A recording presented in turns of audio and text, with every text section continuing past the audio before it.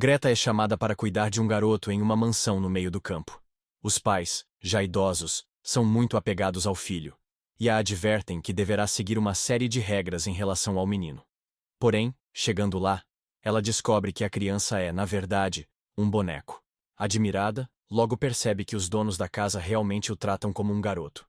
Quando partem em uma viagem, deixando-a para cuidar do brinquedo. O que ela acaba não fazendo, e coisas estranhas começam a acontecer.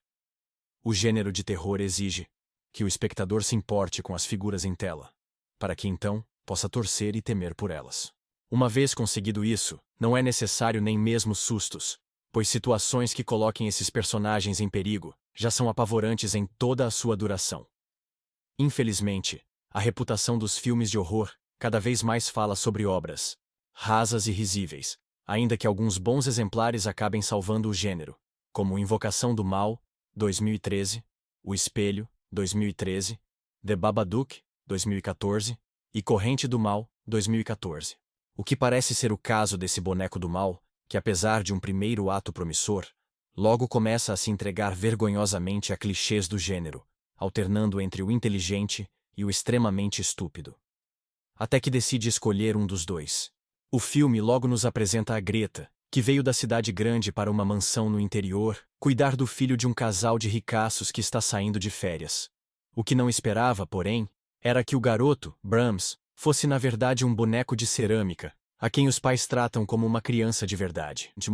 Listando uma série de regras que a moça deve seguir para agradar o menino, os dois deixam Greta completamente sozinha, a não ser pela companhia de Brahms e as ocasionais visitas de Malcolm, o comerciante local que vem trazer suprimentos toda semana.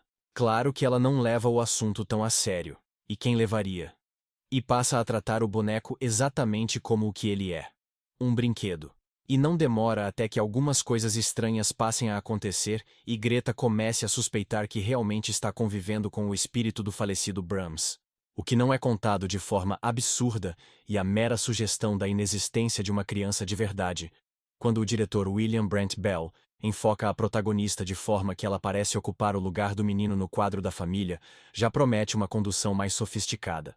O que continua a ser cumprido quando o boneco é jogado por sua babá em uma cadeira, e Bell mais uma vez enquadra o brinquedo da maneira certa de modo que a sombra da chuva na janela em seu rosto pareça uma torrente de lágrimas. Mas a sofisticação dura pouco e logo nos é enfiada goela abaixo uma sequência de pesadelo extremamente artificial que resulta em um susto tão previsível em sua concepção e aspectos técnicos. O som desaparece completamente. Que é de se surpreender que o tenham levado adiante, já que sua preparação anula o próprio sentido de assustar. E até mesmo a boa ideia das lágrimas é trazida de volta como se o público fosse burro demais para não ter entendido antes, agora como uma goteira que pinga exatamente sobre o olho de Brahms, sugerindo suas lágrimas de verdade.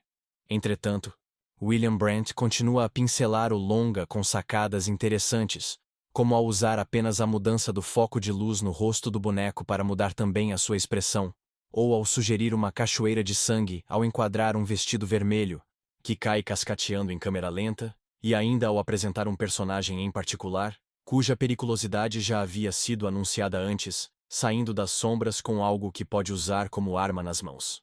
Assim, é frustrante quando Bell volta a entregar mais uma cena de pesadelo e sustos, que na verdade não existem, já que, se o espectador pula na cadeira, é devido aos terrivelmente batidos picos na trilha sonora. Mas a margem existe, para que se espere ao menos uma resolução inspirada. Porém, apesar de criativo, e remeter a um certo filme de Wes Craven, cujo próprio título iria entregar a surpresa desse, o desfecho se perde completamente ao tentar adotar uma abordagem de ação até então inédita no filme, se convertendo em uma série de perseguições que não inspiram qualquer tensão, para exigir o mínimo do projeto, já que mise-en-scène parece um conceito antiquado para o diretor. Em Boneco do Mal, a jovem Greta Evans, Cohen, é enviada para uma mansão no interior da Inglaterra para trabalhar de babá durante alguns meses. Seu primeiro contato dentro da casa é com o entregador Malcolm, Rupert Evans, que lhe apresenta o local até a chegada da família de seus contratantes, o Sr. e a Sra. Hilshire. O excêntrico casal de velhinhos tipicamente da nobreza britânica toma grande interesse por Greta e se apressam em apresentá-la ao filho Brahms. Eis que, para a surpresa total de Greta, o filho do casal é na verdade um boneco no tamanho real de um menino de 8 anos. Incapaz de entender bulhufas, mas levando em consideração a seriedade do casal. A babá resolve seguir adiante com a farsa, fingindo acreditar que o boneco era o pequeno Brahms. Apresentações concluídas, Greta é aos poucos introduzida à rotina do garoto boneco, até finalmente ser deixada sozinha na casa com ele.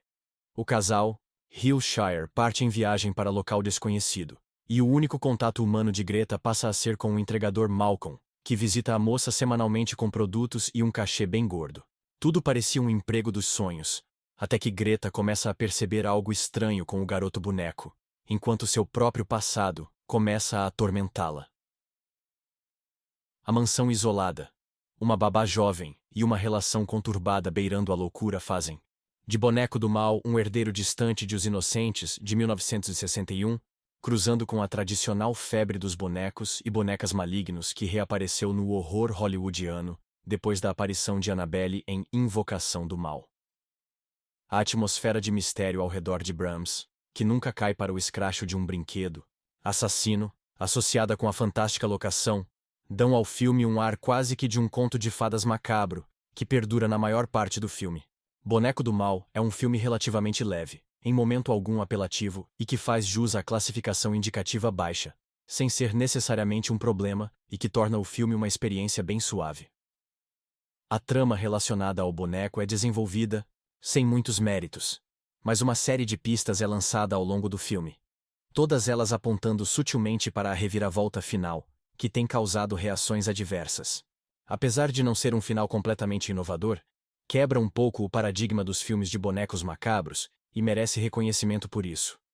O filme definitivamente tem seus elementos positivos, mas não está livre de problemas. O desenvolvimento das personagens, a relação destes com Brahms e outros acontecimentos na casa são muito inconsistentes. O comportamento de Greta, mais especificamente, oscila sem muito critério, e Malcolm existe como um elemento para a resolução de problemas, aparecendo somente em momentos específicos que são convenientes demais. O filme ainda cai em certas armadilhas do gênero, principalmente quando o assunto são jump scares. A previsibilidade dos sustos é grande e estes são frequentemente associados com cenas de sonhos da protagonista, que não possuem qualquer valor narrativo.